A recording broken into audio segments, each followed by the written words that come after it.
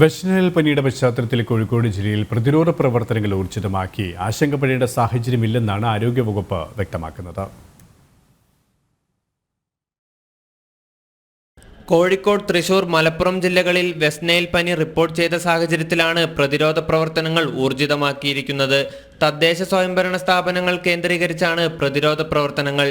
Culex വിഭാഗത്തിൽപ്പെട്ട കൊതുകുകളിൽ നിന്നാണ് virus മനുഷ്യരിലേക്ക് എത്തുന്നത്.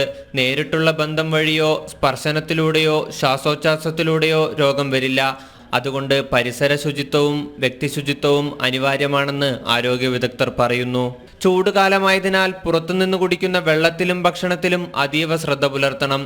ആശങ്കപ്പെടേണ്ട സാഹചര്യമില്ലെന്നും ജാഗ്രത വേണമെന്നും ജില്ലാ കളക്ടർ വ്യക്തമാക്കിയിരുന്നു. DMOയുടെ നേതൃത്വത്തിൽ ചേർന്ന അവലോകന യോഗം സ്ഥിതിഗതികൾ വിലയിരുത്തിയിരുന്നു. ചൂട് കൂടി വരുന്ന സാഹചര്യത്തിൽ പകർച്ചപ്പനിയും മഞ്ഞപ്പിത്ത രോഗവും വർദ്ധിച്ചു വരുന്ന സാഹചര്യത്തിലാണ് ജില്ല. ആശങ്കപ്പെടേണ്ട സാഹചര്യമില്ലെങ്കിലും നിപ്പ അടക്കമുള്ള പകർച്ചവ്യാധികൾ പിടിമുറുക്കിയ ജില്ലയായതുകൊണ്ട് തന്നെ മുൻകരുതൽ നടപടികൾ ശക്തമാക്കുകയാണ് ആരോഗ്യവകുപ്പും ജില്ലാ ഭരണകൂടവും. ജനം, കോഴിക്കോട്.